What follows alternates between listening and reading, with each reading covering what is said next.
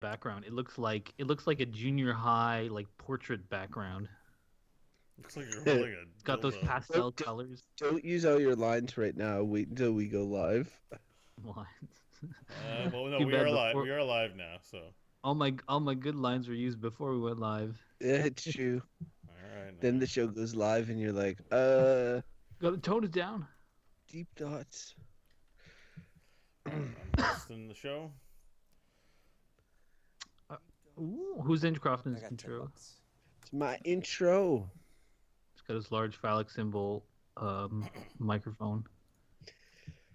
And it's literally could not be more phallic than it is now. It's very fairly phallic. It does look like you're kind of like on location. Like I feel like the camera's gonna pan and you're gonna put that in someone else's face to ask them a question. All right. So, gentlemen, are we ready? I'm really hoping I'm suffering a lot of discomfort here for something that I feel like the sound carries as well as if I was in the office. Yeah, that's pretty Well, funny. it's the thought that counts. You would think so. You're like, no, in this case, it's only the sound that counts. All 1 right. second, we're almost there. I built a deck today. Well, I continued building a deck today. It's very satisfying because it's so easy. As soon as you get the deck boards down, you're like, man, I'm good at building stuff. But it's like it's not actually very Did hard. you say it's so satisfying because it's so easy? Yeah, and it's like so it like in a short order of time, it feels like you've accomplished a lot, but and you have. It's not difficult. Oh, Whereas in okay. my house, it took like months to get like a lot of stuff up to where it's like, oh wow, I'm accomplishing something. It's almost like Because it was harder. it's a video game with satisfying mechanics, like an easy like Diablo, where it's easy to kill things, but you're like, oh, I'm having fun. Except you built a deck. Except it's real life, so it's not like there's nobody trolling me, being like, "Nice deck, looks like a piece of shit." You know, that was what if the internet was like real life, I'd have two neighbors constantly being like, "Oh, you working on your deck? Looks like a piece of shit. You suck, and you're fat." Be like, thanks, Ned. All right, so we're live. Things are looking good. The streams are working. People are filing in through the doorways. Hello. Sweet. Good work, Bo. Yeah, we got a host from someone named Gorath. I don't know who that is, but thank you for the host, Gorath. All right, let's get ready to do a show. Crofton, you good? It's your intro. Oh, I'm good. You hit the buttons, and I'm ready to go. All right, good, bad, or bullshit. This is good, bad, or bullshit. Episode 192. 192, boys. In 5, 4.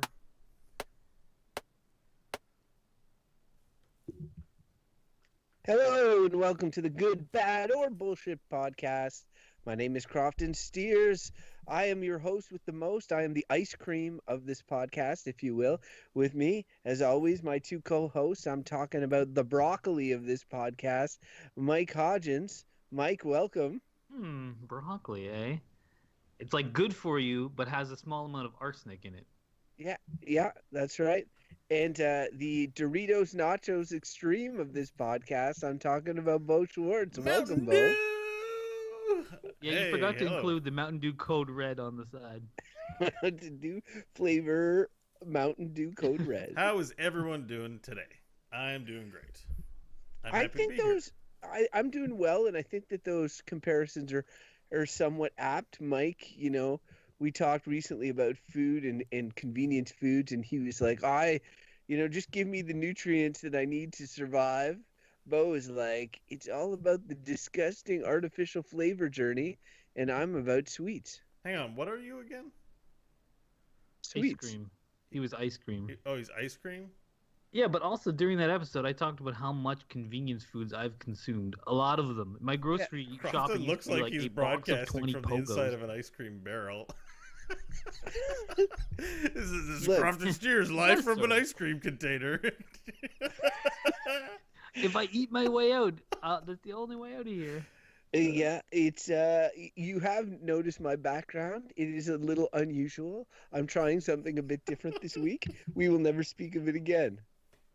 Okay. It's a beautiful thing. Yeah. Check out the video on our YouTube, youtube.com/goodbadbull, if you want to see what foolishness he's up to. Yes. So, did you have anyone have any news? Anything they want to share with our fine listeners before we get into the topic proper? Any big announcements? No. I mean, Let's get to the topic. You guys Yeah, hear we about could just... Kofifi? Well, wait. Is this the thing that you guys are participating in? What? Kofifi. This is the Trump's typo that everyone's making a big deal of. Yeah. How does this fit? Do you guys find this? Because I got to admit, I kind of enjoyed it, but also felt like the man made a typo. Like, we're not gonna get him out or influence anything by harping on someone's typo, even if you feel vindicated. Yeah, but like people love shitting on other people's typos, and it's like, and everyone loves shitting on Trump unless you're a Trump supporter, of course. Really, so it's like they're gonna jump on that, of course, makes sense. But see, it's funny because like as a bit of an English snob, the typo stuff doesn't necessarily bother me, but every once in a while he'll put out a tweet where he's clearly made a mistake, and that he thinks that is the correct way. Like he'll use the wrong two, like two with one O or two with instead of two with two O's or whatever, and that really grinds my gears. But like just a typo like this, and then the next day he just canceled the Paris Climate Accord or withdrew from the Paris Climate Accord. So like people make these big kerfuffles about his little fuck ups, and then meanwhile he has these giant dramatic policy shifts that I wish people would pay more attention to, I guess. But well, that was one of his promises. He's just being truthful. Yeah, what he said he was going to do, help fuck the world over. I wonder if he'll manage to destroy the world before we get to episode 300. I think actually the world's pretty robust. It like, don't get me wrong, he'll destroy it, but it's going to take a while. It's going to be a grinding, terrible, long decline. And he's just setting the seeds of the destruction. It can't happen in like one term of presidency. And it's funny because I myself tried to start Trump impeachment watch last episode, and we were on the second episode, still not impeached since that time. And I must say, it's still my bet. If I was a gambling man, I would go impeach before world destruction, probably. But it's pretty much one or the other. The thing is it world destruction via climate change is going to take like 100 years. Not if Trump does it. Well, no, but it's more. He does it best, Mike. Yeah, he does do it best. Maybe he'll bring us up to 70 years. The point being, he just is setting the stage for it, where everyone else is like, "You idiots! We see what's coming down the road." He's like, "No, it's job killing." And it's like, yes, but when the climate's ruined, it's human killing. Which is worse, human killing or job killing? If you're a conservative person, it's job killing. It goes jobs, human life, and then I don't know, abortion. I guess is their next biggest thing. So human life is, that's important, human life, but not the climate Jobs change. Jobs are the most important. The economy is the most important thing. So now that we've lost, like, I'd say 35% of our listener base. No, 50, 60 at this point. For this episode, should we go into a random topic and be as controversial? We can, but that's up to Mike. Mike, are you ready to... Yeah, I'm ready. And I don't think I said anything controversial, to be honest. But okay. Yeah, let's do it. Let's get going. All right, it's time to start the show.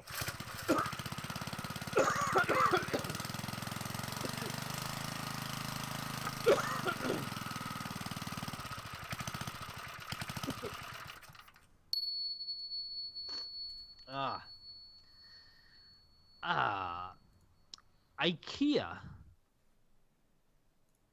Okay. Wait. The brand IKEA? Is there any other way to hear IKEA? Tell me another.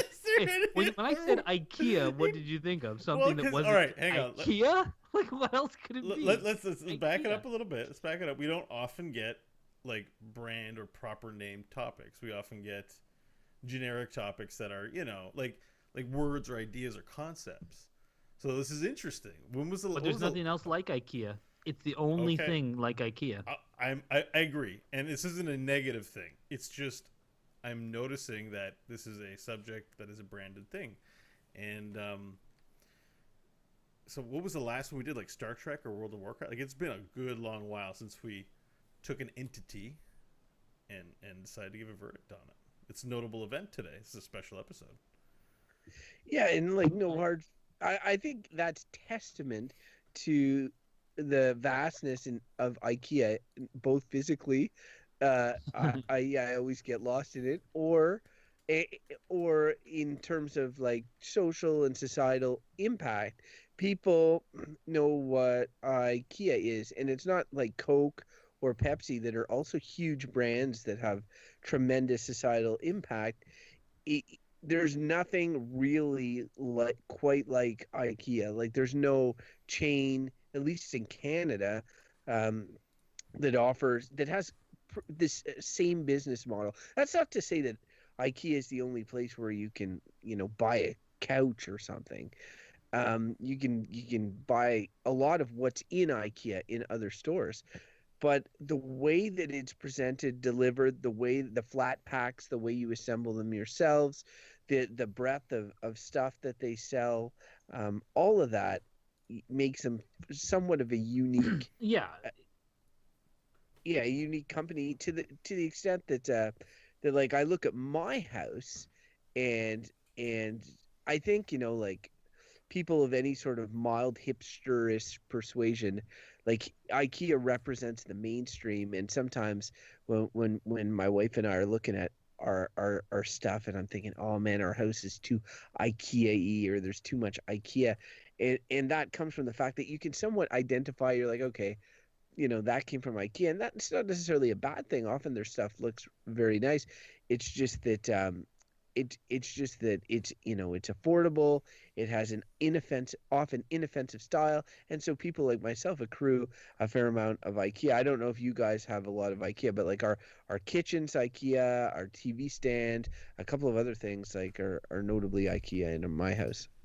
I got I got a lot of IKEA stuff.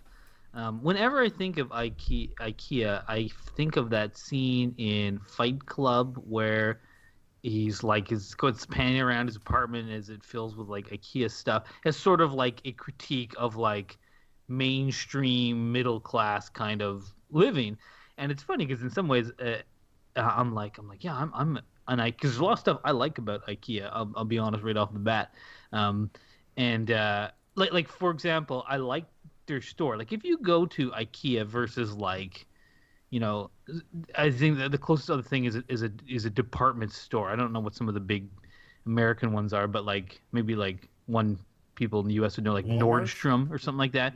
Oh, you don't mean like Walmart? Like you mean like a No, high that's end? not a department store. That's like a What was it? Not Nordstrom, but there's trashy, Tiffany's. low. Isn't Tiffany's a high end? No, like see in Canada we have Sears and Eaton's, and Nordstrom is also one. It's, a department store is usually like multi-level giant thing, a lot of clothing, but they usually have a home department. So it's like a department store, IKEA, but just the feel is completely different.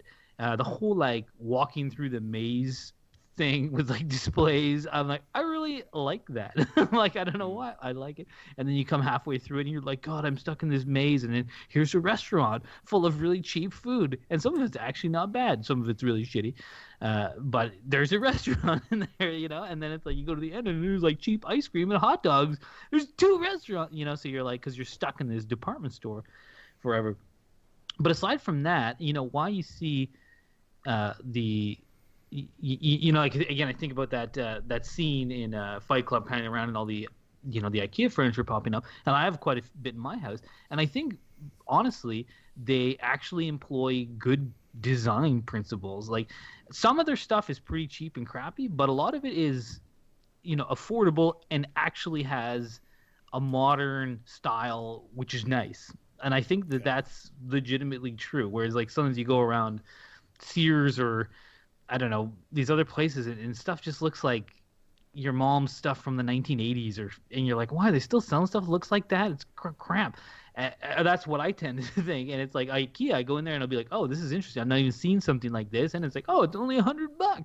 And yeah, it's made of press board or whatever, and you put it together yourself. But I don't know. I find they actually invest a lot of money in design and design principles, not only of their space, but also of their products. And I think as someone who likes design to a certain extent, I appreciate that in them as an organization. So IKEA in particular, you appreciate. right? Well, I think so. In Like, terms of like selling furniture, like it's got a bunch of stuff that rubs me the right way, I guess, which is one, it's affordable. I don't like paying like $800 for a wardrobe, or something like that. I don't mind. I'd prefer to pay $200, so it's yeah. affordable. You do some of the labor yourself, so you put it together. I like doing All that. of the labor, Yes. almost. Well, no, no. There's a substantial amount that they do. Well, like they just like they cut out the pieces, all the assembly, That's 200. a huge thing because okay, I'll just say I've built furniture from scratch, and I will tell you the stuff they do is a lot of labor, because once everything is like the design aspect of it also is fairly big. The point is, yeah, they give you a package thing. Here's all the pieces you need. Here's everything you need to put this thing together, and you assemble it. Yes, but yes, yeah, like half the labor you do. And again, that's something that appeals to me because I like doing stuff myself, and I'd be happy to be like, yeah, if you knock half the price off and I put it together, I'm like, sure, I'll do that any day of the week, because I'm happy to do it. And then the fact that I think some other stuff is actually aesthetically pleasing, and I think that they actually have some fairly forward-thinking design principles in terms of, house products. Like, I think it's to some extent they're not, I shouldn't say on the forefront, but I think that they care about style and design, and they stay current in ways that I think some other generic department stores like don't. Anyways, And it's a European company, right? It's very Swedish. it's Blue and Swedish, yellow. but it is very like prevalent in Europe. When I went to Switzerland one time, and I was staying at a bed and breakfast, like every piece of furniture in the bed and breakfast was from IKEA, and they would do these trips to IKEA and like come back with a zillion flat packs and stuff. And like I understand, especially you're running a business, and that it kind of makes sense. You go where it's cheap and you don't mind the labor. I've been thinking about IKEA a little bit more lately as I get paid more money, and one of the connections is like you IKEA when I came back from traveling abroad and we got our first apartment in the city that I live in now, my wife and I needed, like, we had no furniture, like zero furniture. And so we went to IKEA to buy, I think we wanted like a couch or something, chairs. And in the end, we bought those, those Poing or Pong chairs. It's like their trademark IKEA, like cheap ass chair that they have the like giant machines that are squashing Oh yeah, on yeah. the I to don't show know. like, it's like, yeah, I'm sitting actually right next to one here. Here, maybe I could. Here's the bottom of it. It's got a princess castle on top of it. Um, but but those chairs were like, it was like 70 or 80 bucks, which to me then felt like a lot of money, but it's really, not that much money now. And while they require assembly, they're one of the low assembly things from IKEA. And so as I've gotten more money, I started thinking about the amount of time I spend when I'm assembling an IKEA product. And Mike's like, oh, I don't mind building this thing and that sort of stuff. I kind of do. I would rather, like, it's time on my weekend or wherever where I would rather be doing something else. And I get the storage thing. So you're able to like transport these flat packs a lot easier than you would if they were built. Like if you get a chair that you have to assemble and all the pieces are in this flat pack, that's great. If you can put it on your roof, you can stick it in, but you might not be able to fit an actual chair in your car. So I do appreciate that convenience, but the amount of time I spent, and like the TV stand is a good example, which is sort of a long TV stand with multiple drawers and little hinges that you have to, little sliders you have to install and all that. It's not necessarily rocket science, but you have to be fairly precise, and it took a long time. Like the whole thing took me well over 2 hours. And like if I look at how much I get paid an hour at work, and then I multiply it by 2, and then I'm like, okay, was that reduction in price worth it for me to get this thing from IKEA? And it used to be a slam dunk that yes, it was, but now I'm starting to feel, and like this is first world problem, I'm starting to be like, well, yeah, not as worth it anymore. I would like, they're making you do a lot of the work, and so it feels like almost a bait and switch where you're like, wow, this is an amazing deal. You see it on the showroom floor, you're like, wow, this is so good. And then you get home and it's just a box of junk, and then you have to put it together, and by the time it's done, maybe you're really happy with it, or maybe you start seeing, like, you see something on the showroom floor, you see it in its best light, but often the back of all the IKEA furniture is like not even press board. It's like this thin, really thin board that's just there for optics to make it look like it has a back. They're cheap. I've had a tons of like IKEA drawers and bookshelves fall apart on me. Like the Daily Show ran a segment a few years back. I remember, I think it was Ed Helms who sat on, like, he was interviewing this guy from IKEA, and the gag was that the chairs kept falling apart while they were doing the sit down interview. And like, I get that. Like, I mean, it's hard to be mad when you haven't paid that much money for it. Like, you're like, okay, well, the wood split here and now this is fucked, but whatever, I'll just buy another one. So there's a certain amount of disposableness to IKEA. There is. I mean, I would point out also that IKEA, as many stores do, has a sliding scale. Like, you can go to IKEA, you can buy a bed frame for literally $69. Brand new. Don't expect that to be an awesome bed frame, but you can also find one there that's, $400 or something like that. Right. So if you buy the $69 one, and a lot of people, and keep in mind, there's tons of this stuff floating around, especially the cheap stuff, because it's feeding student housing. Like imagine how much IKEA students consume who can go and be like, oh, I can get set up. You buy the cheapest of everything, like a $69 bed frame, and like a table that costs, $100 and whatever, and you're all set up. But that's, again, a choice. Like, and again, dictated by how much money you have, or whatever. But Bo, do you have anything to say about? We're just talking over you. You seem distracted or disinterested. Yeah, this is IKEA, man. Like, IKEA is the You've place. You've been to IKEA. I've been. And every time I've gone, I've hated it and been a big baby about it. Okay, well, go on. So IKEA is full of furniture. Boring. And you have to assemble it. Boring. Yeah. I don't know much about IKEA or its business model. I get that it's cheap. I get that there's a design aesthetic associated with it that Crofton went into somewhat. No, that was me who went into that. You haven't been listening.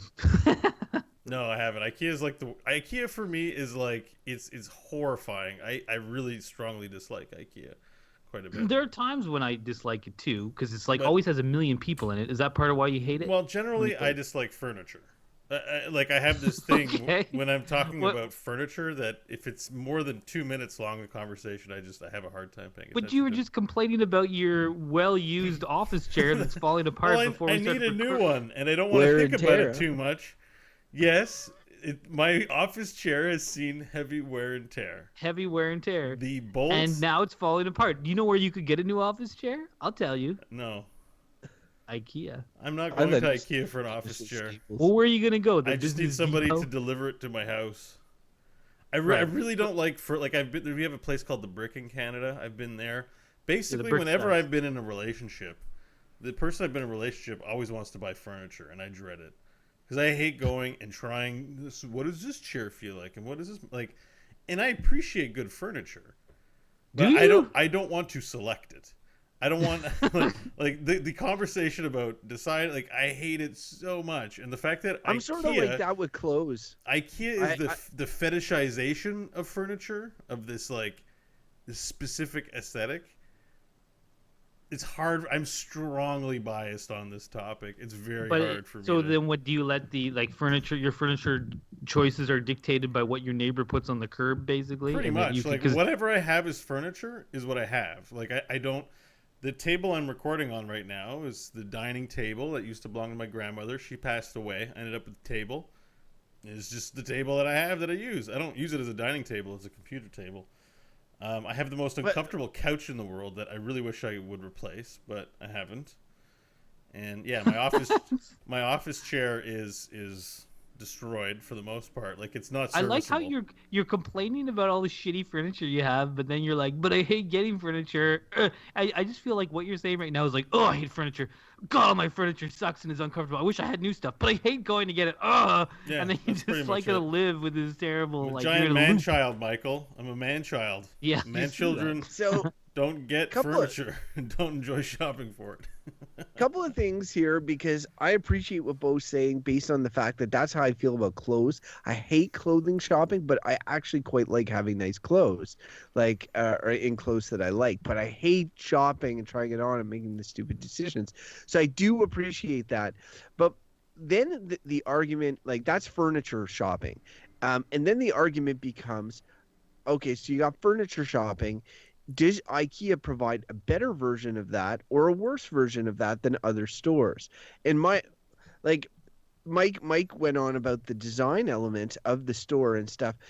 And there's a lot of forward thinking elements with regards to how IKEA is run as a corporation, in terms of like everything from like in the cafeteria section, they have you like put away your cutlery and your dishes, to the way that they even handle the customer service and returns, to the way that they handle the environmental impact of their stores and stuff like that.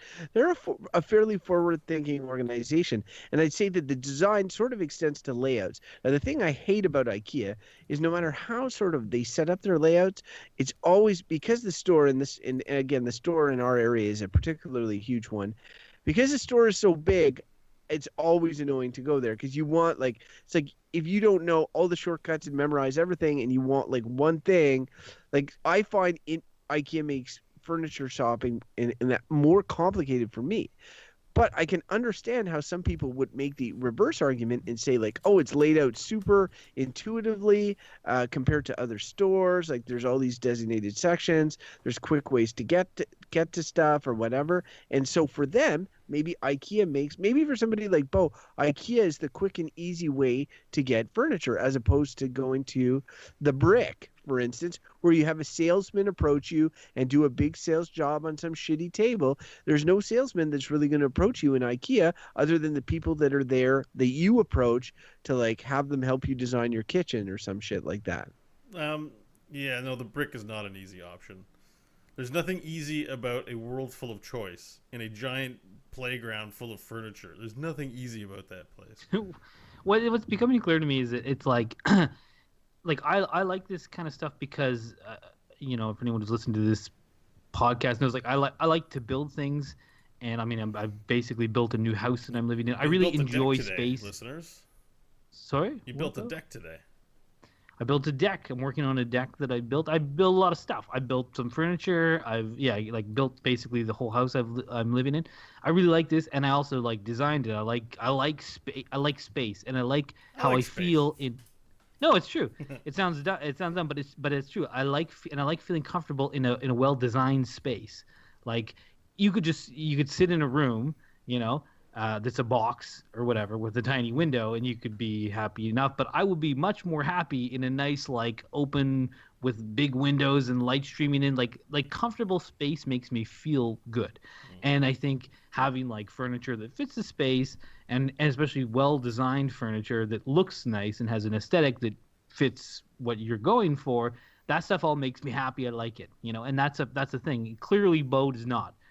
I know, like, for Bo, it's like the real world is like a hindrance to him living in the hive mind. We all know that he would rather just download his brain, and it, like, so it's becoming clear, like, you don't like any of the stuff because you prefer to just live online. I do enjoy it. Like the chair I did have in its heyday was a very good chair when it wasn't used beyond repair. Like I can't sit in it anymore. It's super uncomfortable. It was a gift. My girlfriend at the time, Marianne, wanted to get me a present. She got me a chair. She's like, the chair you sit in is a piece of shit. Here's a wonderful chair for you to sit in. And it was great. I didn't have to buy it. It was there. It was ready to go. I was comfortable. Loved it. It's great. And yeah, because I don't know what I'm going to do about a new chair. I don't know. But so if somebody gave you something from IKEA, you'd probably be happy with it. It's like, probably and what's so, it again, like for IKEA, to me, it's like I see what Mike's saying is like Bose has bigger issues with the whole with the whole like getting and acquiring furniture for his house, which I always find ironic when we do topics like this, because this has come up before. And Bo loves buying cosmetic shit for all his games and avatars, and so like it's just it I don't is like funny buying that it's like furniture in Sims either, though. Like when no, when you have player housing in games, I don't like player housing that much actually. You just like armor. Like in Skyrim, I like getting cool armor. I like looking like badass, got a sweet horse. Then you get your house, and it's cool at first, but then you gotta like put things on the wall and decorate it, and I'm like, I just do not want to do this. This is horrifying. Yeah, so. Well, for me, and like I sort of showed my hand in terms of like, oh, I don't want to have to do this. Like I'm paying money for furniture. Give me my fucking furniture. Don't just give me a pile of boxes and tell me to put it together myself. That feels like a kick in the pants. But Mike has made some good points about the forward design, and like walking around the IKEA near our house, like there's a lot of room sets, I guess, and a lot of them are often for like small apartments. Like if you have this many square feet, here's a room layout. Here are things that we can do, and that's part of its popularity in Europe, because like there's just a lot of really small apartments, small spaces, irregular spaces, really old buildings that have that are kind of wonky, and you need to accommodate for it. And IKEA is one of the few places that has sort of like a lot of options, but the options are often like smaller, medium size, larger versions of the same thing. So that's cool, because it allows you to sort of customize your house the way you want to, and even if you have a smaller space, So I do appreciate that. I do appreciate a lot of their design elements, and I do shop there fairly regularly. I'm just slowly building up a little bit of a resentment with regards to the amount of energy and time I spend, because even like the delivery fee at IKEA around here is at least $50. So you need to be buying some stuff for it to be worth $50. And I only got a car like fairly recently, and they have all these flat packs, and it's great for me now that I have a car. But for someone like Bo, it's like great. He goes to IKEA, he takes a look around, he wants some stuff. Well, like he better buy enough stuff that it's worth paying $50, which is a fair amount of money, to have it shipped to his place. And I know like $50 may sound like a great deal, but if you're just buying one office chair, it's not that great a deal, Yeah. No, you gotta pick, but so something else I want to say about, like, I get that the whole picking stuff up and doing the labor thing is one of the big downfalls of this. I understand that, but I put it like, and also you talked about Croft, I think, mentioned that the crappiness or low quality of a lot of IKEA stuff. I said it has a range, and it does, but it's generally on the lower end. But I would think of it like this, because it's like, you've shopped at IKEA a lot, Croft, and you said you're making a little bit more money now as your career is advanced and all that, and that's so you're like, I don't want to do that labor anymore. But think of it like this: it's like at IKEA you go to buy a table, and it's like $400 or something like that, and you're like, okay, I can spend a bit more than $400 now. Like, what are you comfortable spending with? And it's like $800, double. I'm just setting this up as an example, but double that. So if an assembled table, or someone comes brings it to your house, that's the same shitty table that IKEA had, but why it's double now is because someone did that extra labor that you're not doing. So I guess what I'm saying is, like, but now there is something to be said for high-end furniture. And I've like perused, there's a fancy high-end furniture store in my neighborhood, but you go in there and a table is like $5,000. And that seems crazy. And it's like, but you look at it and you're like, this table is like sweet. Like it's craftsmanship, it's high-tech, it's immaculate quality, the best materials you could think of. Beautiful thing.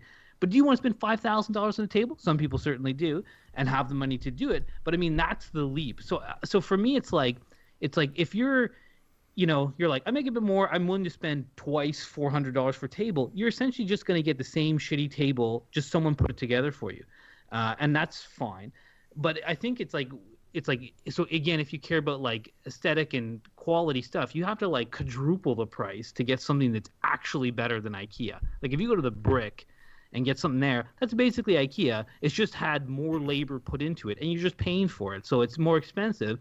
But all you've done is someone's put the screws in for you, but that person had to be paid, and that ups the cost quite a lot. Is also, it's important to consider, all of it is junk furniture when compared to like the kind of wood maker who can make a chair that doesn't use any nails or screws, right? Like, it is possible to make a very high quality chair that's handcrafted that you can also spend a lot of money for. So when you compare IKEA to that, it is affordable.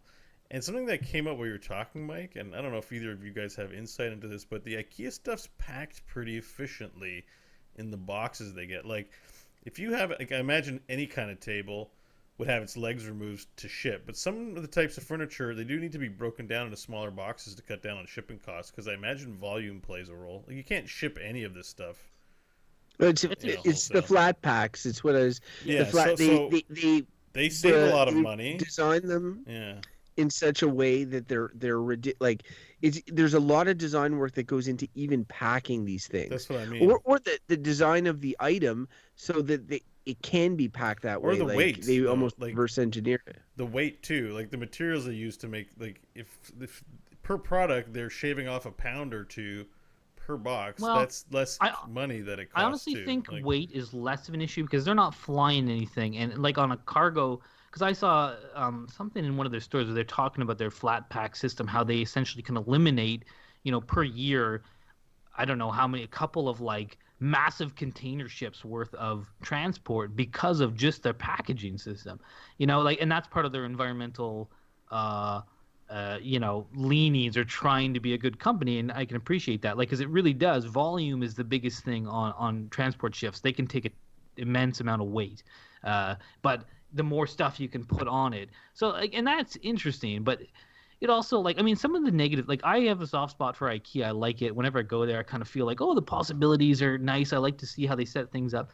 But it's also this giant corporation that kind of gives you generic furniture. And I feel like coming back once again to that, scene in Fight Club, where it's like, if its main criticism for me is more, it's not the labor or the design or what it looks like or the experience in the store. I don't really have a problem with that. It's more the fact that everyone has IKEA furniture, right? It's almost just generic furniture. Even if it is well designed and looks nice, it's like you go to any of your neighbors' houses you walk into and you'd be like, okay, IKEA. Not everything, but a large portion of it. And again, the more you have stuff and this is the same criticism of something like Walmart or Amazon or any giant retail company, is that if your option is buying something from IKEA or buying something from a local craftsman who makes a good product, in theory I prefer the local craftsman, but functionally that's not where we're at anymore. And again, that's something like IKEA essentially destroys the local craftsman, because if you're building if you're building a table by hand, you have to charge $3,000 for it, or you don't even make any money. If you've done it all by hand, it might be way nicer than the IKEA thing. But someone's like, well, no, I want to pay $400. I don't want to pay $3,000 for this. And you're like, but I got the maple wood locally here. I had to have it kiln dried. I cut all the tenon and mortises by hand, and it's a beautiful piece of furniture. They're like, yeah, but it's $400 over there, and you want $3,000, and that's people's bottom lines. But that's what IKEA does, right? It drives out craftsmanship and replaces it with efficiency, and there's something to be said for that, I guess. Well, I guess so, but it also prevents, I sounded like a pompous ass earlier talking about my money and stuff like that. But the thing is that at a certain point, you have the ability to be like, okay, I'm going to spend mad bank for a table, and people are buying some of these high end tables, but there's a lot of people that don't have much money and they need furniture, and there needs to be an avenue for that. And why should their furniture be ugly? And IKEA's stuff is like you said, generally pretty nice. And on paper, this is one of those things where, like, on paper, and I've been struggling with this the whole show. On paper, I like IKEA. Okay, like I like a lot of their products. Definitely, they have good kitchens. I appreciate it a lot. My kitchen's mostly an IKEA kitchen. Um, they've got a lot of design things that I enjoy. Um, even sometimes going to the store on like a rainy day with my kid, there's a lot for her to do there. Go get food at the cafeteria. It's fairly cheap. All those wonderful things Mike said about design principles. But meanwhile, there's something stuck in my craw, and this is the thing: is there's so much stuff that annoys me about IKEA, like little annoyances. Number one is like the store layout and going to the store and all that, and they do all this, like they have this kids wonderland when you go in. And when I was a kid, they had a ball pit, and like I loved the ball pit as a kid, and they do stuff to accommodate parents. But like as an adult, when Jesse says, "Oh, we got to go to IKEA to get this," my first thought is like, "Oh God!" And the reason is I hate walking around IKEA. So, and then I'm really annoyed by putting together a lot of the stuff, as I mentioned. And I would say, like, I have a 1/3 of all the shit I buy at IKEA breaks in some way or another. And like it's gotten better, but it still happens enough. Like so you put all those little annoyances together. When Mike drew this topic, my first thought was like, "Oh fuck, I hate IKEA. It really annoys me." But then when talking about it, I'm like, "Well, on paper and all that, and they're sustainable practices, and like it's good for, gives a variety of options, and like there's a lot of stuff that seems good. Like if I was in a debate, I would lose. My rationale for why IKEA sucks wouldn't hold water. But like part of it still really annoys me, and like for little annoying reasons." But like if you had, I mean, compare that or contrast that with going to, say, Sears or Eaton's, like, and be like same type of thing where Jesse's like, Crofton, we need like something for the kitchen and something for the living room and something for a bedroom. We're gonna go to Sears for like 4 hours. Would you like that better or worse than IKEA? Because in my mind, if I had that, I would be like, I would go to IKEA before going to there. And again, this is not to say that, because I've had some terrible experiences in IKEA, as I'm sure a lot of people have, especially when you're doing something like buying a kitchen, which is like, there's a lot of crap that goes into it, and suddenly you're like, God, this maze is driving me nuts now because I just want the one thing, as opposed to meandering around not knowing what you're looking for. But still, I always like it better than I like those other type of department stores, which I find are more ad hoc laid out. Like it's just big blocks of like clothes and then a big chunk of like homeware stuff. It's more boring and crappier. It's just like, it's so again, to be like, I feel like fair game to be like, I hate IKEA. I'm like, fair enough. Do you hate it more than going to Sears for the same amount of time is, I guess, my question. Because again, if we're comparing apples to apples a little bit, because if it's like, I hate IKEA compared to relaxing at home, and doing what I like, I'm like, sure, okay, yeah, of course you hate IKEA compared to that. But if it's compared to going to another store that sells the same type of stuff, which do you dislike? It's a good point. And to get back to like to echo Bo's point from earlier, I'd say IKEA sells a certain type of stuff. Sears or all those examples you gave also sell things like clothing that IKEA does not sell. And so IKEA sells like furniture and home products. And I don't want to say I'm like a stereotypical guy that doesn't give a crap about any of that stuff, but I do like furniture, but that's about it. A lot of the other stuff I don't necessarily have time for. And so I find that frustrating, whereas it's somewhere like a Sears or whatever, I'd be like, oh, I'm going to check out menswear for a while, or I'm going to, check out this. I just find IKEA is thematically consistent, and it's not a theme that I'm generally that big on. But point well made. I would probably not be looking forward to going to any of those stores anymore, and maybe even I would be enjoying IKEA more. And I know a lot of people who do enjoy going to IKEA, who when they say like, "Oh, we're gonna go to IKEA," they're like, "Oh," like when my mom, like when we were kids, would be like, "We're going to IKEA." That was like a big deal, and she was kind of excited about it. Drop the kids in the ball pit, and then, like I don't know, she liked it, and people do like it, so they're doing something right for sure. Well, Bo, what do you think? Do you want to move to verdicts? I feel like we're dragging you through this. No. You guys talk. I'm pretty much done. It was verdict time for me. It was verdict time from like 2 minutes in. You just wanted to say, I hate this stuff. Doesn't matter what it is.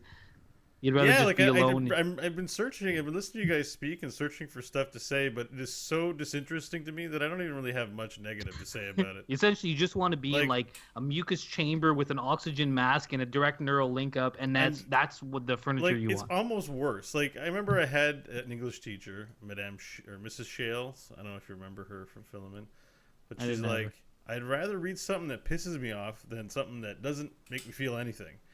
And this is the first time on the show I think we've gotten a topic that is really just like, man, like I thought I would assume I'd have more to say about it than I did, and then I just realized as we're getting into it, no, I'm sorry. It's also funny because it's like, I mean, and it came up earlier. This is IKEA versus like department stores. This is a particular brand, but it seems clear that you hate all things to do with buying I'm in furniture. Trouble if furniture generally ever comes out of the random topic generator. You would be like, I hate furniture. I don't hate it. I don't hate it. I'm indifferent to it. Is a difference. I'm indifferent to it. I am so indifferent that I don't have anything passionate or of any volume. You say you're indifferent. Again, and the reason I'm pushing you in this is because you said you're indifferent, but then you complained about an uncomfortable chair and complained about an uncomfortable couch. No, and it's I'm like, indifferent if you to were it sleeping as on a shitty bed, you would not be happy. I'm indifferent to it as a subject of conversation or thought. I like chairs. I hate bad chairs and other furniture. That's about all I got. But this show you don't get to choose the topic. The topic chooses you, and then you got to play ball with the ball on the field.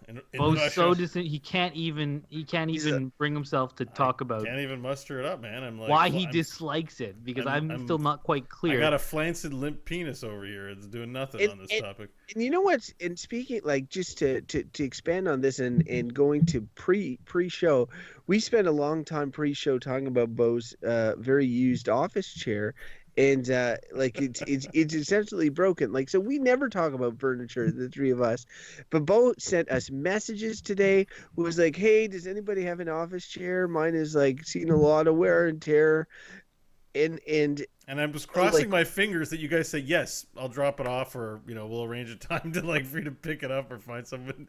Sweet, done. Yeah, no, I get that. I get that now, but at the same point, it's just like it is another one of those things where I feel like, because every once in a while a topic comes up where I feel like we exist in different worlds, like Mike and I exist in the physical world, and you exist in the virtual world, and this is like one of those lines. It's like talking about like going into an actual store and like you have no idea how much real life sucks. Like at work, everyone talks about their fucking furniture. I bought patio chairs. They're green. I sit on them yesterday. It was a great time. And it's like it's the worst top. I don't want to hear about your fucking furniture purchases, people. It's funny because I'm triggered now. I don't care about it at all. I know, but to get off topic, it's like if they were to hear you talking about the minutia of like the video game which you're immersed in is equally, I don't like to them, furniture like, what and the video hell games either. I'm consistent in this. You don't talk to them, but no, that's fair enough. But again, the thing is, like, you require, again, you have furniture. That's why, again, I'm trying to pull this out of you because it's like I'm looking at furniture behind you in you have all of it's disintegrating. All of it is disintegrating. Yeah, so at some point you're gonna need new stuff. Where are you gonna get it? I don't know. You hope the Crofton or I will bring it to your house for you. I start worrying about it. I know. I'm denying it actually. I start worrying, and then I realize I don't want to worry about this right now, and then I do something else. And that's the And cycle. eventually your chair falls apart. Soon you're going to be sitting on like a pile of cinder blocks you found on the street, Basically. and it's like sleeping on a floor or Basically. a pile of dirty clothes because Yeah. you don't have a mattress in. Yeah, like I'm gonna You're die. You're slowly gonna just find me becoming a dead. You're gonna vagrant. find me dead in my disintegrated chair, and you're gonna look over the furniture and go like, God, it looks like Mad Max Fury Road in here. Like, what is all of this It garbage? seems like you could live comfortably as a homeless person as long as you had access to long durations of No. broadband internet and there is- high-speed computing. There is one piece of furniture that is critical to life. It's critical, and I will suffer uncomfortableness to get this mattress.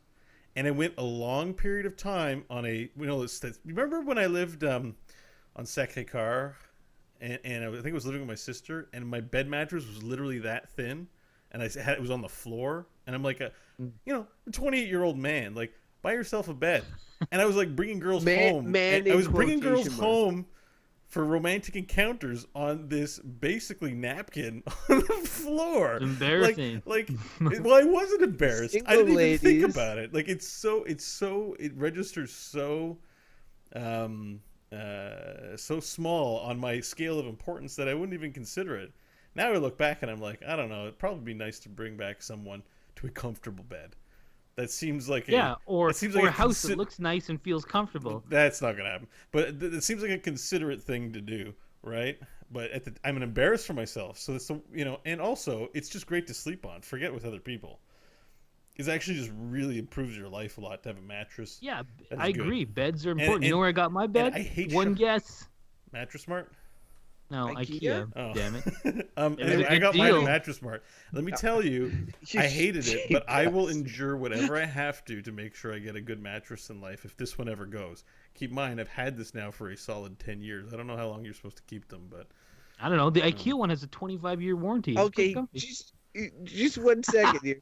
So what I find interesting about this side conversation is that Bo is like, the one piece of furniture I value is the one that when I got a new one, I was like, why the hell didn't I get a new one earlier? And then you were like complaining about that couch, and you're like, I got this free couch, but man, it's super uncomfortable. Let's just say, for example, I'm curious. I'm legit curious if somebody had given you like an IKEA couch and it was super comfortable and you had it in your apartment and you're like, wow, man, this couch is amazing. Whereas this couch been my whole life. And then you're like, I love IKEA. I feel like that's what it would take to switch you. One item, I've like, had and all of a IKEA sudden you're like, before. I love this thing. It's from IKEA. I must love Actually, IKEA. let's back it up then. I owned an IKEA couch back when I lived in Kingston. Salma and I bought her couch that we moved there with. It was from IKEA. It was the green thing. Mike must remember. You helped me move, I think, didn't you? The couch you have visited now me is not out there, that anyways. I had an IKEA couch. It was comfortable. I enjoyed it. I don't have it anymore. I don't know. Okay. Maybe I could get one, but I don't know. What's the moral of the story? I don't know what the moral is. I just want to inform. I just want to make sure we're on the record. You've had IKEA. I've had an IKEA couch. Okay, all right. Maybe I'm jumping to conclusions based on the mattress analogy. I'm just saying, like, Because mattress, your sleep is important. All 4 hours of it every night.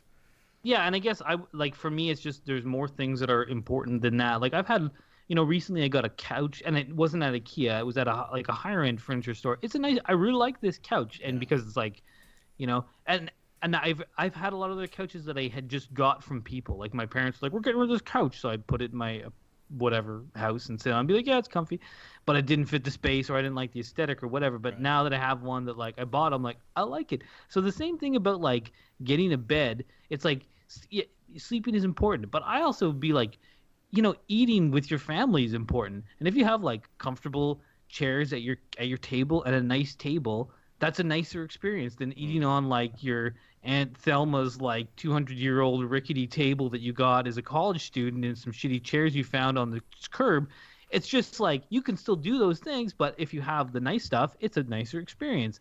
And sitting on a nice chair that you've picked and reading a book and looking out the window, It's nice when it's a nice thing. I know Bo's like, no, it's like I sleep and I sit at my computer. Marty, That's why I need I'm to really be trying computer, hard to period. respectfully pay attention to what you're saying. I know all this Okay. stuff.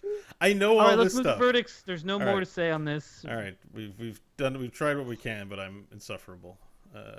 Where are the animals, dude? There they are.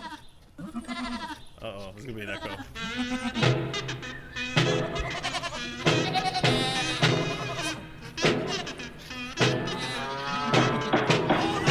Order, I say. Order in the court. Order in the court. All right, Crofton, I think you should go first. I think you're the first man today. All right, sure. So just to remind listeners, the topic is IKEA, and not Bo's furniture preferences or whatever. So yeah, I struggled, and I won't recap the struggle, which I mentioned earlier, the on paper IKEA versus the in my gut IKEA and that sort of stuff. I know what my verdict is on this, and it's one that it's sort of like deviated a couple of times throughout the episode. I'm gonna say it, but when I say it, I need to indicate that it is on the positive end of this, what we would call the bovine fecal spectrum. So IKEA, I'm gonna say, is bullshit. And go back and listen to the reasons why I said on this episode. All of what Mike's going to say when he's about to tout the virtues of IKEA is true, and I agree with for the most part. But just the type of person I am, I find a lot of little aggravations in IKEA, and like the fact that when I think IKEA, that foremost in my mind are these aggravations, means that I got to be honest in my verdict and say that it's bullshit. But definitely there's a way worse stores out there, and it really fills a niche that doesn't that I don't think any other store really does. So I have to give it props for that. But IKEA, bullshit. All right. I'm gonna go next because I feel like I'll probably give some ammunition for Mike to chew on after. And I was good for the hoping show. to shit on your verdict before you gave it, but I'm sure I can do so afterwards. Oh well, let me. Yeah, I think this works the best. All right. And it's gonna be short. IKEA, I haven't gone there many times, and every time I've had to go there, I try to get out of it and behave like a baby, and just can't wait to leave. There was a time in my life where I pretended like I liked it, but I really didn't. And we've well established that I don't care about furniture, so it's really not much more to add there. So how do I feel about it? Is there an indifferent verdict? There really isn't.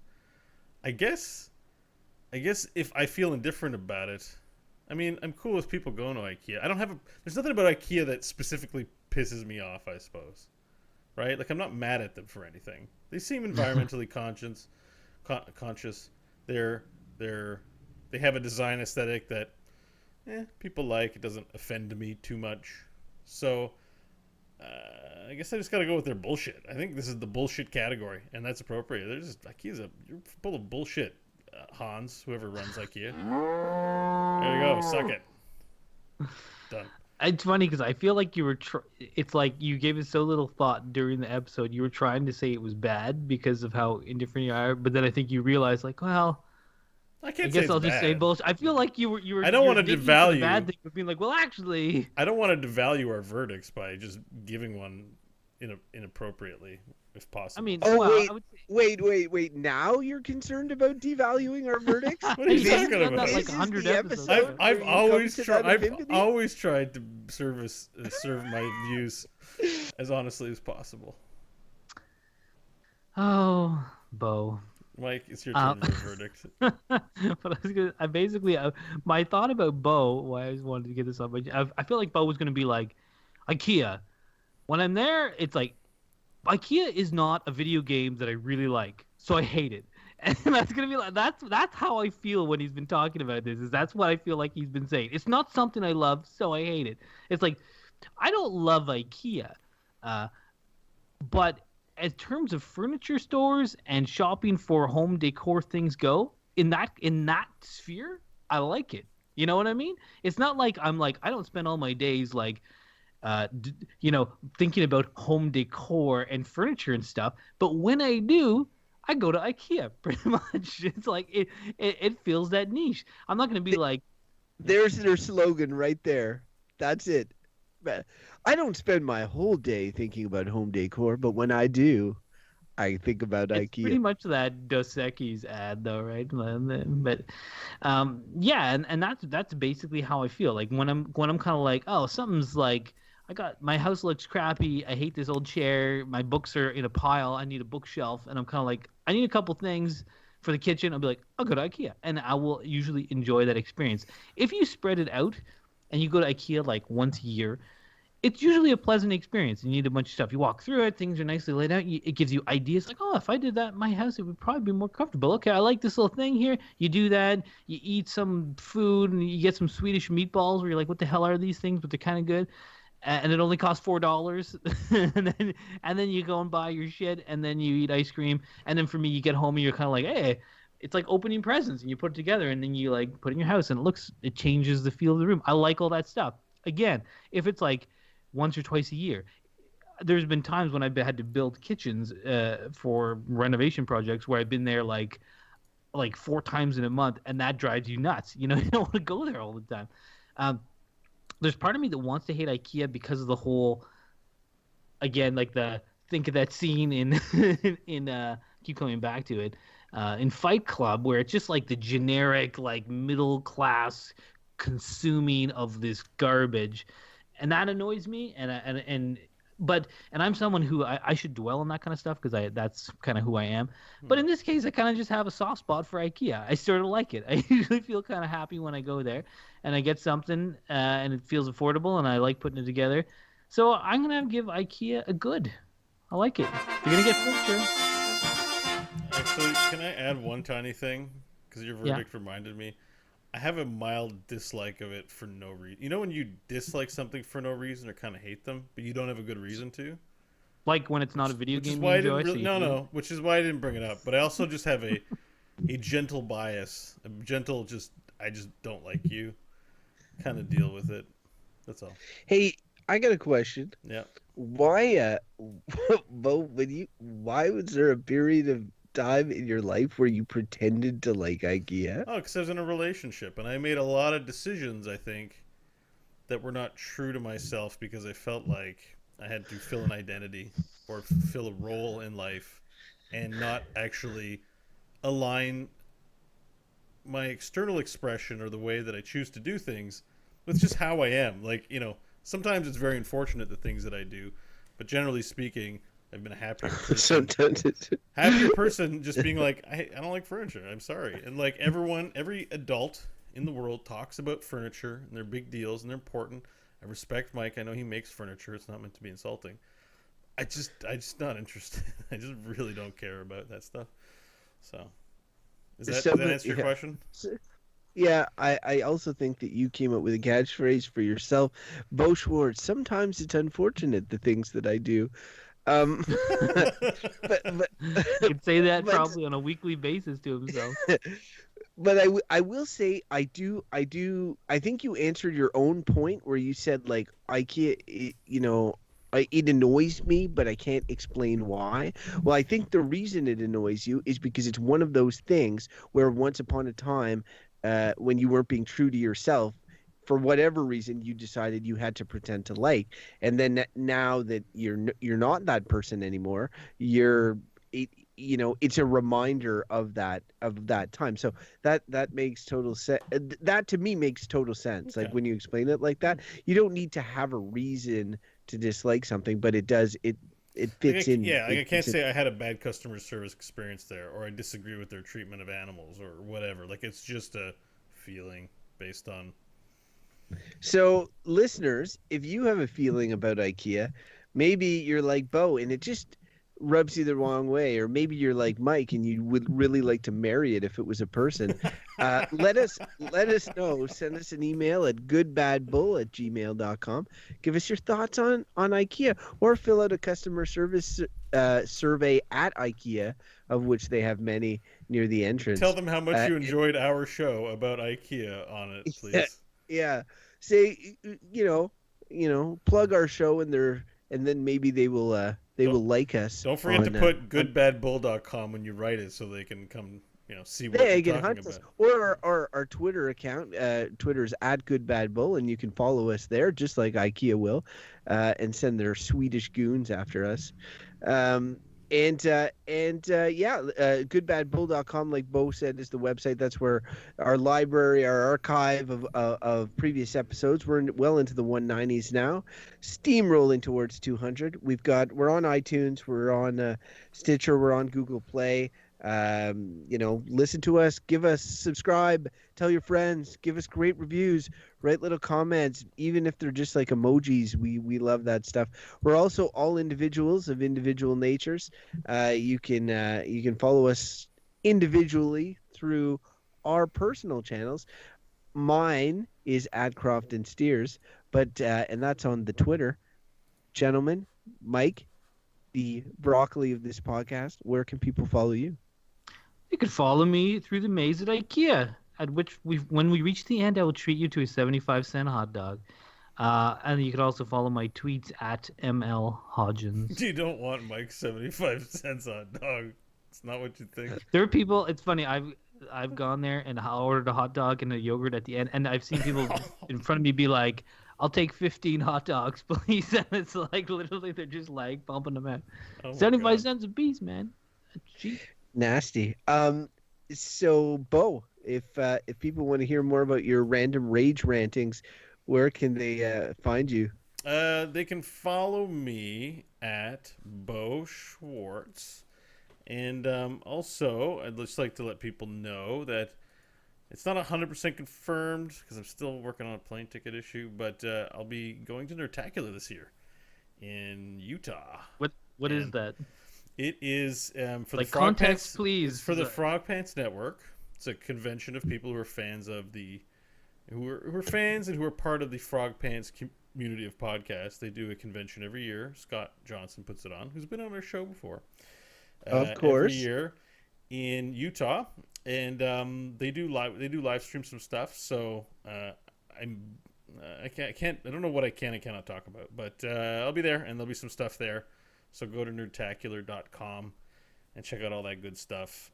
Is it like a dry event? Because is Salt Lake City a dry city? I know it's full of Mormons. It's going to be at Snowbird in the summer. Oh, that's sweet. Man, I'd like to ski there. I know there's I think Paul and Storm is coming this year. The lead composer for World of Warcraft music. Russell Brower is going to be at that place. All the Frog Pants people you know and love. So many too many to mention. I feel right now like how Bo felt when we were talking about furniture.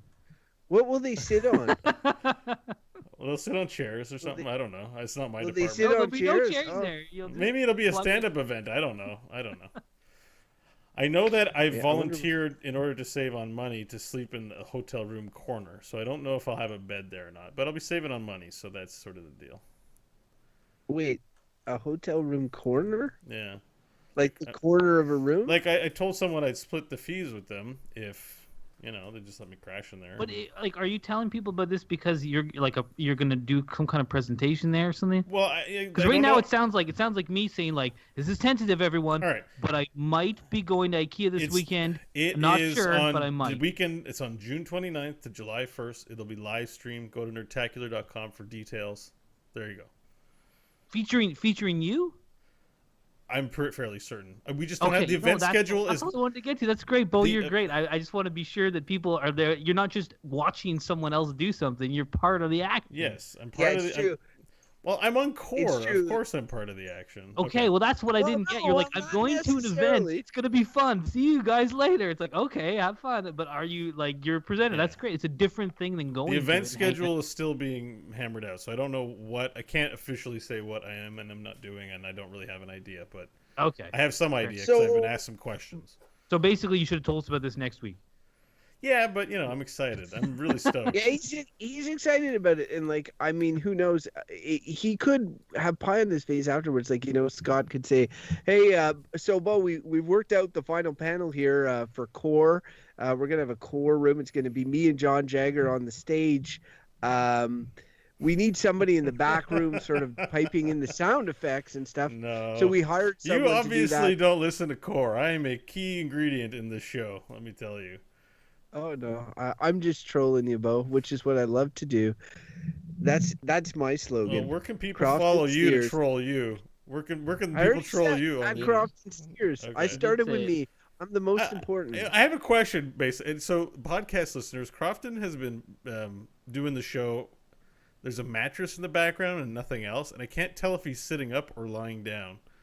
And at various points throughout the show, the camera has gotten like 2 inches from his nose and moved all over the He's place. sitting up. When people lie down, their faces flatten Yeah, out I a guess little so. bit. I, You could tell. I am sitting up. I'm leaning against a mattress, and this is what adult life has done to me. I am podcasting from my 70s show ghetto style basement, so as not to wake my 2-year-old daughter who's now sleeping with the door open in my open concept house. See that, I feel like- listeners? This is feel why like- they're Croftaholics. Commitment to both family and work. What's not to like? about But that? it's funny. I could bring this back to IKEA. I feel like this could be an IKEA commercial where Sweetest Guy would be like, "Tired of sitting in your basement leaning against a filthy old mattress? Maybe you should go to IKEA and buy some furniture. It would be very nice." Oh, your basement. I knew something was missing from this show, and you brought the racism into it. It's great. Casual Have you ever racism. heard an IKEA commercial? It's a guy with a Swedish No, accent. all right, sorry. Do some more. I want to hear what it sounds like. Did you ever see the one where they had the lamp? It was actually an awesome commercial. No, can you? There's perform like- it for us? It's an IKEA commercial where there's like you see this lamp and someone has a lamp in the house and it kind of looks like a cute lamp. And I know that's dumb to anthropomorphize a lamp, but it looks cute. And then they turn off the light and then they put the lamp out in a box and then it starts raining and the lamp looks all droopy. And you really it's filmed such that you kind of like, oh, that poor lamp. And then the Swedish guy is like, "Are you feeling sorry for the lamp? But why? It is just an inanimate object, and the new one from IKEA is much better." And it shows him turn on the new lamp, and I'm like, what a great commercial. It's actually pretty funny. And like true, because I was like, oh, poor lamp, but it's like it's a lamp, you know. It's like if you don't like it, I whatever. changed my verdict. Good. they do good commercials. There's another good thing about IKEA. All right. Well, I'm sure we ended somewhere in there, Bo. Yeah, okay. Maybe I'll Prob- end it on casual racism, and we'll just leave that hanging. Probably when Mike was doing It's his it's Swedish their accent. marketing scheme. I just gave them a free plug. Yeah, it's true. Well, we are sponsored, actually. The reason why we got the show, Wicked Kitten thinks we were sponsored by them. Or she thinks we were definitely not sponsored Hey, by Wicked them. Kitten. All right. Yeah, GG, Wicked Kitten. Thanks for hanging out. I think we're going to call it there. Crofton has a big weekend ahead of him, and I know he has to plan it. And I'm starting to get tired, too. But this was an enjoyable show, even though... No, Man, it I wasn't was for you. really You hated it. You hated it so I much. was really salty on that. You hated it so I bad. didn't think I would. Even when it got pulled, I was like wrapping my brain around it, and then it's one of those things I guess I repress and don't think about. You look give- you look I- sad and dejected through most of it. Yeah. I give Mike full credit for I'm- pulling you into it because Mike and I were going back and forth with the legitimate conversation about IKEA and like writing it as a topic, but then at one point it took a big turn into like Bo's existential furniture crisis. On an And I gotta unrelated say, note, I enjoyed that greatly. on an unrelated note, I'm overly tired. Yeah, I just didn't mean, make you a big do seem issue out of tired. it, but it was definitely affecting me. So I was like, well, you guys seem to have a lot of energy. You guys will carry me. I'll get carried today. Is your sleep still totally fucked up? No, it's fine. I mean, You mean you're sleeping what normal Well, Bo it's normal 3 6 hours, 3 a.m. about to 6 6 a.m. and hours then a night. 18 Wait, hours whoa, of sleep. whoa, the whoa. following Are we day? still on stream? Maybe we should like before well, airing it's more not a of secret. Bo's. People know I stay up late playing video games. It's not a secret that Bo has a crazy sleep routine. Yeah, we've It's talked the about same it as on my the show, too. 19-year-old neighbor Douglas. Yeah. Yeah. Whoa, you just It's doxed true. Douglas. It's not really doxed. You love Douglas. He's actually a nice fellow. I keep wanting to say because he said he was into League of Legends to Andrea, though she was like, he's into some video game. And I was like, what was it called? She's like, I don't remember. And then I said, is it League of Legends? She's like, yeah, that's it. And I was like, I'm surprised I guessed it right. And then It's a safe one. If it's not that, say Dota 2. Or That's Overwatch. Well, Overwatch. But it was interesting because I want now every time I see him, I want to say like, "Hey, do you play Heroes of the Storm?" Not because I know fuck all about that game, but because I'm like, "Hey, maybe he knows who." You want to be careful. You might enter a conversation you'll have a hard time backing out of. Well, you're like, well, who do you know, Thrall? And you'll be like, no. He's like, well, Thrall's amazing. You should try playing Heroes of the Storm. So you get like, yeah, okay. He's a character you can play in Heroes of the Storm. Yeah, you can be Thrall. You can be all the characters. I don't know anything about the game. Yeah, but you play Hearthstone, and you know most of the characters. Yes. And they're all available in Heroes.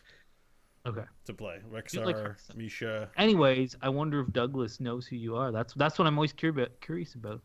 I know. Well, like actually, I was playing a game online at 4 a.m. with some guy named Gorath. I'm like, hey, that's my buddy. Of course he's up at 4 a.m. Then he slept for 2 hours. Then he was up for another 18 hours. All right. I see. Then he slept for 20 hours. Hey. All right, I'm going to say goodnight to the live stream. I'm going to say goodnight. We're going to end the show here. Thank you so much for watching the VOD and hanging out on the live stream. I'm just going to get berated about my sleep for another 12 minutes. Yeah, we're going to berate Bo for at least 15 more minutes. But I'm going to hang up on them. You should have heard the pre-show. Because I only have like an hour or two before midnight. I definitely want to get some gaming in before I go to bed tonight. Sure you don't want to go and get some furniture, do some online furniture shopping? Probably should. Kind of broke though. All right, thank you so much for watching. Until next time, on behalf of me and Mike and Crofton's kidnappers, thanks for watching.